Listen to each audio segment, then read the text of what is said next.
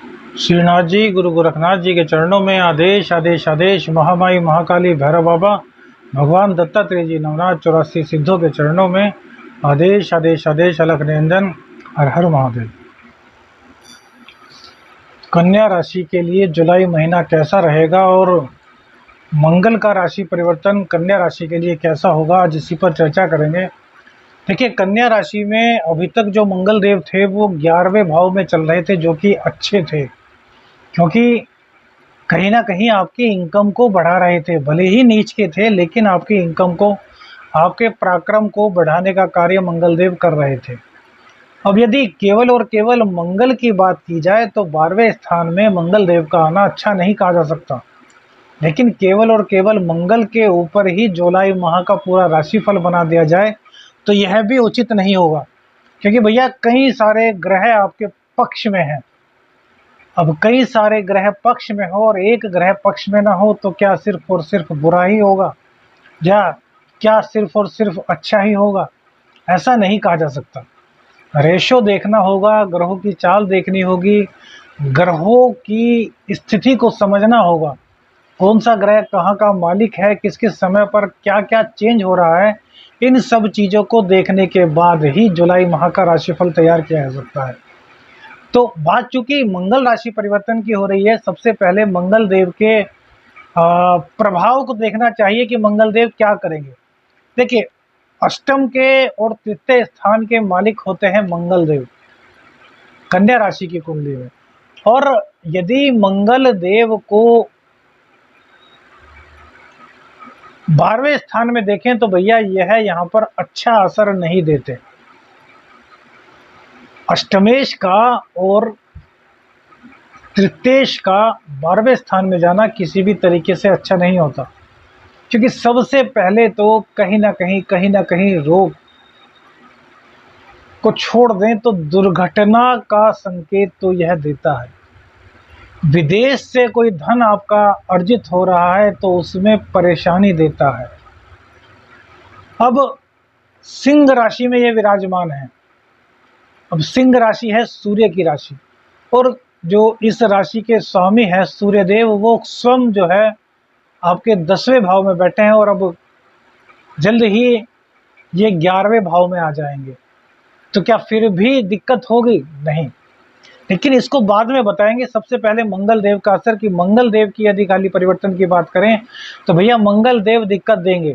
बाहर से पैसा आ रहा है, उसमें कहीं ना कहीं दिक्कत होगी।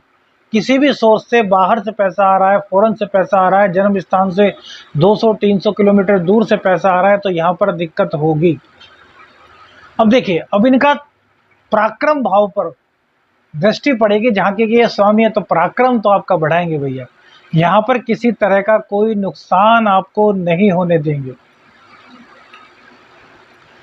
अब पराक्रम को ये किस वे में बढ़ाएंगे, थोड़ा यह समझना चाहिए, क्योंकि हमने कहा कि मंगल देव का यहाँ पर गोचर करना अच्छा नहीं है। तो उसका रीजन ये है कि पराक्रम तो बढ़ाएंगे, लेकिन पराक्रम किस ओर? तो पराक्रम हमारा उन चीज़ों की ओर बढ़ेगा जिन चीज़ों से हमें लाभ नहीं होना, जैसे कि विदेश से पैसा कमाना, जैसे कि यात्राओं से पैसा कमाना। तो इस चीज़ की ओर हमारा पराक्रम बढ़ेगा, क्योंकि मंगल देव अपने ही घर को देख रहे हैं, वृश्चिक राशि को, जो तृतीय स्थान में आपके बनी हुई है। तो यहाँ पर दिक्कत सिर्फ और सिर्फ यही होगी कि भैया पराक्रम को थोड़ा गलत जगह ले जाएंगे। यदि आपने गलत जगह होने से रोक लिया तो आपका पराक्रम सकारात्मक दिशा में जाएगा, और इसका आपको लाभ ही लाभ होने वाला है। किसी भी तरीके की कोई दिक्कत आपको इससे नहीं होगी। अब इनकी जो दृष्टि पड़ेगी वो पड़ेगी भैया रोग रिपु ऋण, जहाँ पर कि शनिदेव की मूल त्रिकोण राशि है, और मूल त्रिकोण राशि में ही शनिदेव विराजमान है। तो क्या यहाँ पर खराब करेंगे? तो नहीं भैया, क्योंकि रोग रिपु ऋण इन तीनों को तो ये समाप्त करते हैं, छठे स्थान के कारक होते हैं। शनि भी छठे स्थान के कारक हैं, और मंगल देव भी छठे स्थान के कारक होते हैं।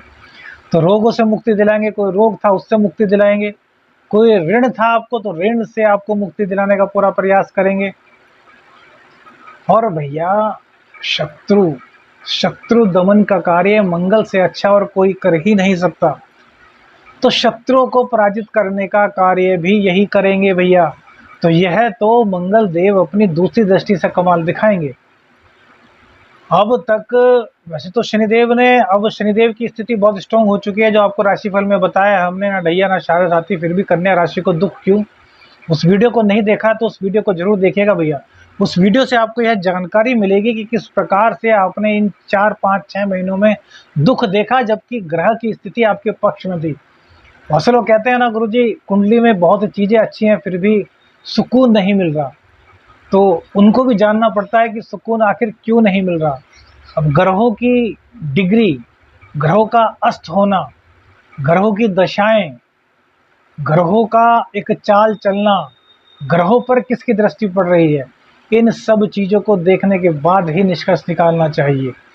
क्योंकि भैया कुंडली में जो ग्रह जहाँ बैठ गए वो तो वहीं बैठे रहेंगे जिंदगी भर, लेकिन जो गोचर है वो चेंज होगा, जो दशाएं हैं वो चेंज होंगी, और उसी के आधार पर आपके जीवन में परिवर्तन भी आएगा, क्योंकि परिवर्तन ही प्रकृति का नियम है। तो मंगल देव ने रोग रिपु ऋण को आपके समाप्त किया, शनिदेव ने भी। हालांकि शनि और मंगल का समसप्तक योग भी बन रहा है भैया, तो थोड़ा सावधान तो इससे भी रहना है। गुस्सा बहुत आएगा भैया, गुस्से के कारण अपने काम खराब कर सकते हैं, काफ़ी दिक्कत आपको हो सकती है, तो गुस्से को तो काबू में रखना होगा, क्योंकि मंगल देव गुस्से के ही कारक है, अभिमान के ही कारक है। श्रावण मास है, गुस्से को त्याग दीजिए। भगवान शिव ने विष पीकर के कंठ में रोक लिया था, उसी प्रकार से उनकी ऐसी सहन शक्ति आप लाइए। आपको विष पीने को नहीं कह रहे, गुस्सा पीने को कह रहे हैं। गुस्सा पीजिए, वाणी को मधुर रखिए, देखिए कैसे कल्याण होता है। अब इनकी जो 8वीं दृष्टि पड़ेगी वो आपके सप्तम भाव पर पड़ेगा, जहाँ कर की मीन राशि है। मीन राशि के स्वामी गुरुदेव हैं, जो कि राहु के साथ हैं, और लेकिन अब राहु की उन पर नहीं चलने वाली। तो कौन से स्थान में है? तो अष्टम स्थान में है।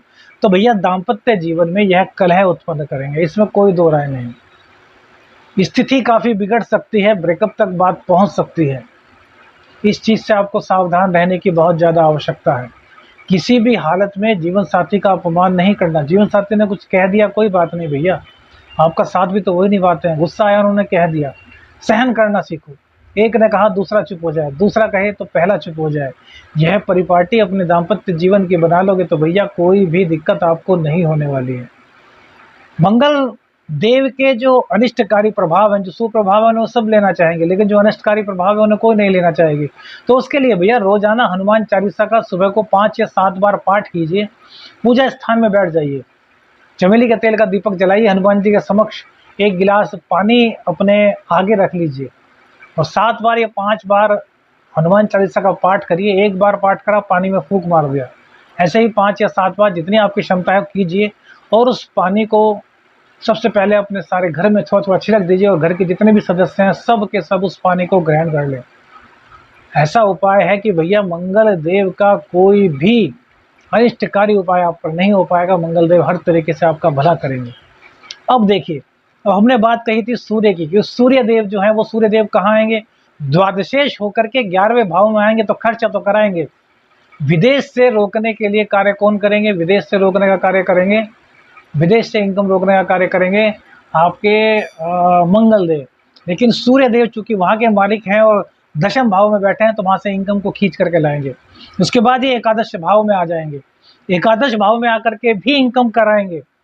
सूर्यदेव कारक हो जाएंगे, कारक में बैठेंगे, अपने रानी के घर में बैठेंगे, जो कि चंद्रमा की राशि है। तो चंद्रमा का जैसा जैसा असर होगा वैसा ही वैसा सूर्यदेव का असर होगा, ध्यान रखिएगा। क्योंकि एकादशेश जिस जिस भाव से गोचर करेगा, सूर्यदेव भी उसका ही आपको फल देना शुरू करेंगे। तो 15 तारीख के बाद जो अगले 15 दिन आएंगे, उसमें आपके लिए हर 2.25 दिन में चेंज आएगा। यह बात कोई नहीं बताएगा भैया, पूरा का पूरा छान मारना, कहीं आपको नहीं मिलेगी ये चीज़ कि अगले वाला जो सूर्य का कार्यकाल रहेगा 15 दिन का, वो 1 महीने का,